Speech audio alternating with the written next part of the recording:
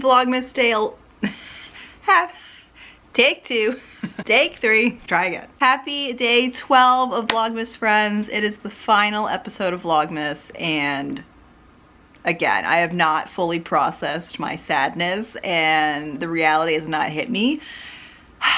But it's our last video of Vlogmas 2022, and it is currently Christmas Eve as I am filming this. I know when you're watching this, it is definitely after Christmas, so if you celebrate Christmas, Merry Christmas. I hope you had a happy Christmas and was able to spend time with people who care about you and you care about as well. Today has been a little bit slower pace, which is good because it's just been a very chaotic, busy week. And I feel like I've just been running around trying to put out fires, and then when I think I put out a fire, another one comes up and I just have to go. So I'm really excited to kind of let my shoulders breathe and just relax and just enjoy the true meaning of Christmas and spend time with my loved ones.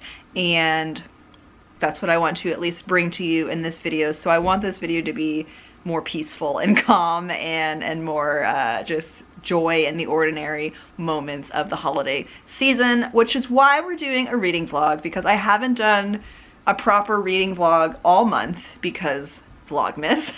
And I guess I did a readathon, which technically was a reading vlog, but that was definitely more high stress for me, trying to read, you know, multiple books at once. So I want to take my time with this. I don't expect to finish the book that I'm reading for this video, and that is okay. I want to savor and take my time with this book. That is something going into 2023 that I want to cultivate, is reading less books, but reading more meaningful books, taking my time to read the books, savor them, and that also probably means choosing some books that I would consider harder or would take me longer to get through. So we're reading Me Under the Mistletoe by Jenny Bayliss, which is a enemies to lovers romance trope, which I always love. I'm a sucker for an enemies to lover book.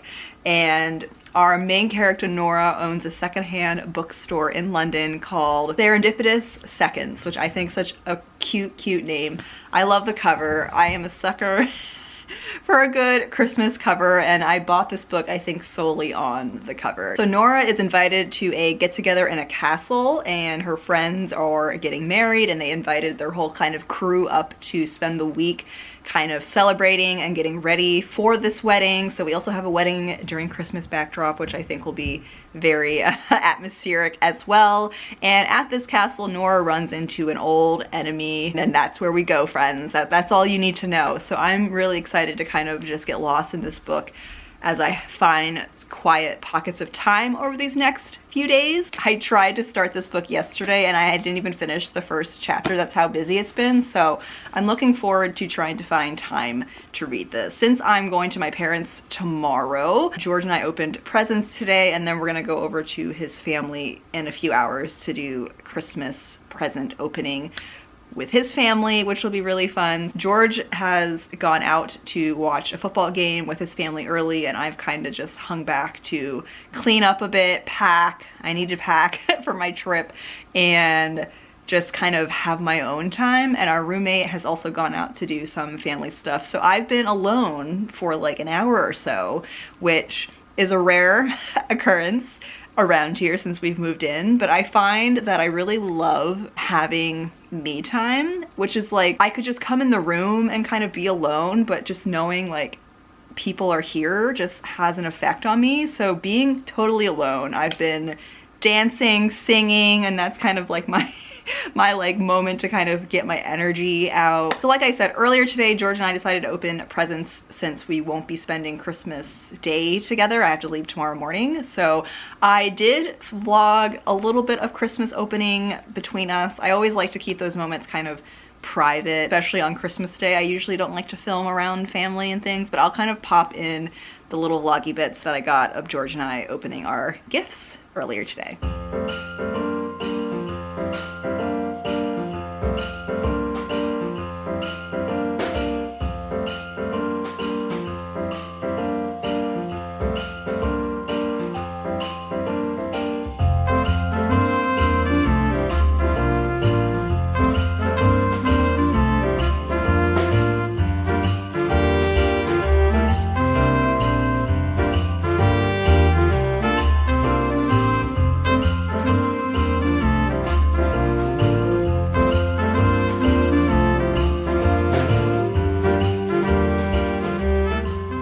So I wanted to share some of the books that I got from George for Christmas, and I got some other things, but I'm just gonna share the books since we're on a full-on like bookish video. But I got 3 books, which 2 were on my wish list and the other one was a surprise gift. So in our last episode of Vlogmas, George and I went on a little book exchange shopping date to Barnes & Noble's, and the whole goal of it was I shop for a book for him in secret and he shops for a book for me in secret, and then we don't know what the other person got until we open up gifts. So when we walked into Barnes & Noble's, we kind of spent time together trying to, 1, get some Christmas presents that we needed to get for family, and 2, explore our wish list items so we could get an idea of, hey, I want this, or hey, I want this, hey, remember, I want this.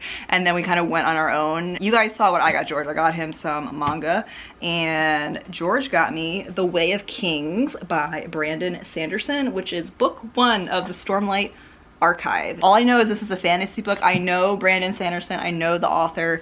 I've seen him in reading vlogs from other booktubers that I follow, and this book is super intimidating because it's just shy of 1,000 pages. I think it's over 1,000 pages. And I should clarify some other kind of guidelines for George and I's shopping exchange. He asked if he could get me a book that wasn't necessarily on my wish list, but he would think that I would want to read, that he would want me to read. So it was kind of like a more thoughtful gift from him, and it was definitely a surprise. I was not expecting to get this book, and I'm really excited to read this next year. As I mentioned, I want to try and do more slow reading and savor the books I'm reading and read more intimidating, extremely long books. So this kind of fits that bill, and I have no idea what this is about. If you've read this book in this series, let me know down in the comments. I haven't really had a chance to look over the plot or look through the book yet, but we have this. 2 other books were on my wish list. First one that was on my list was this book. It's 365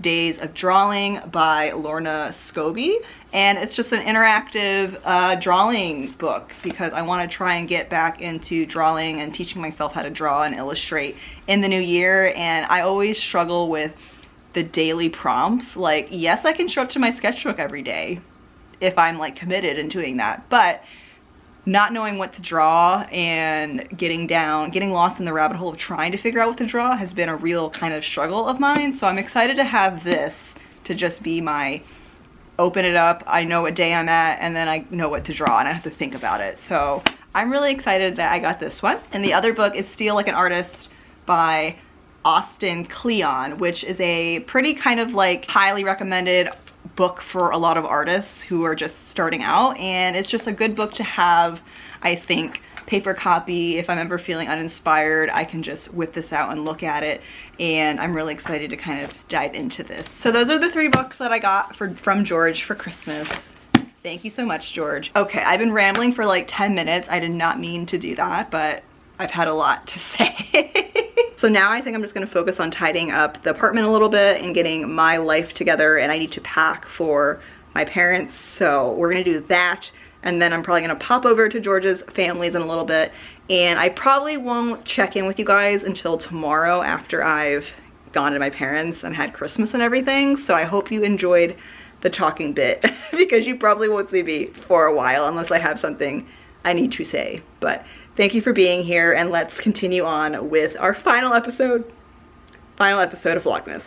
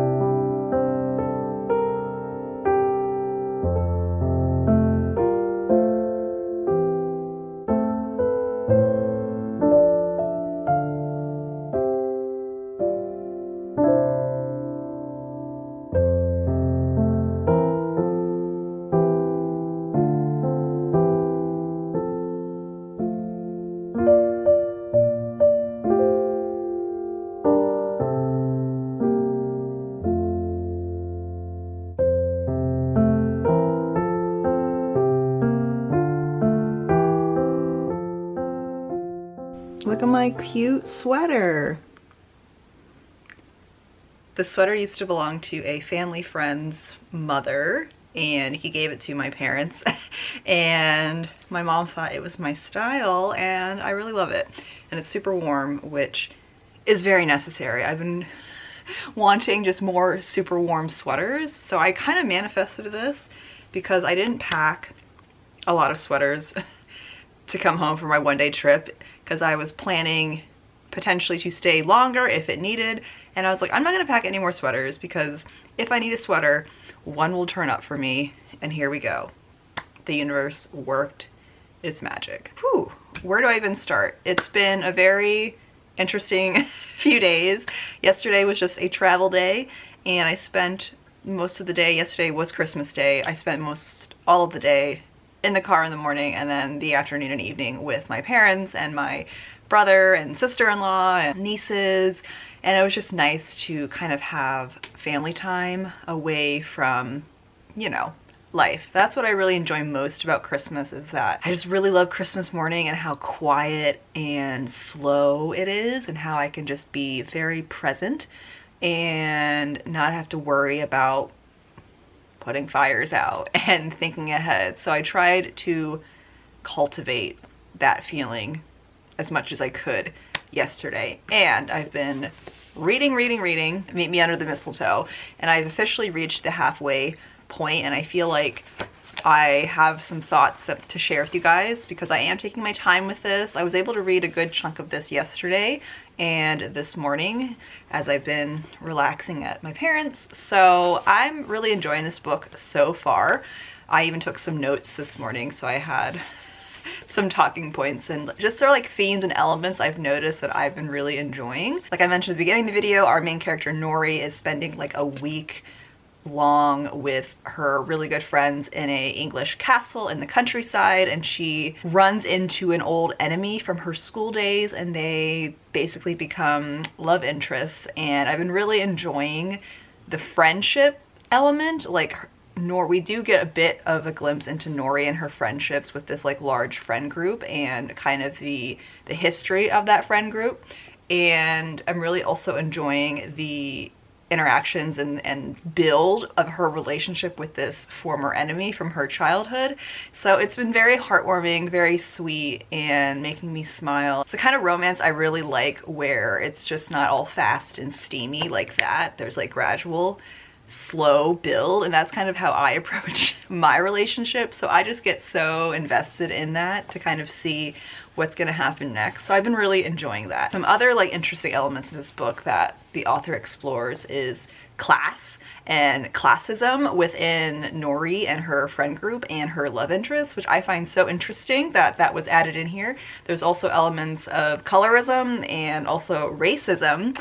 Not really anything overt, but it's being explored as a topic. Again, I appreciate that, especially in a Christmas romance book where you wouldn't think to find that kind of stuff. So it definitely adds a bit of substance and depth into the story, and gets you kind of thinking about the realities of these two characters, and just the realities of like humans in the real world and not just in a story. And some other like fun things is art and books, obviously, because Nori owns a bookstore and she loves old rare books, and it's so hard for her to let go of books and selling them in her bookshop. So I've been really just loving that element too. There's also horticulture and like nature and plants in here, because they're at a castle with like a very large grounds and like horticulture aspect, which I really like. And also just drama. There's certainly drama in here.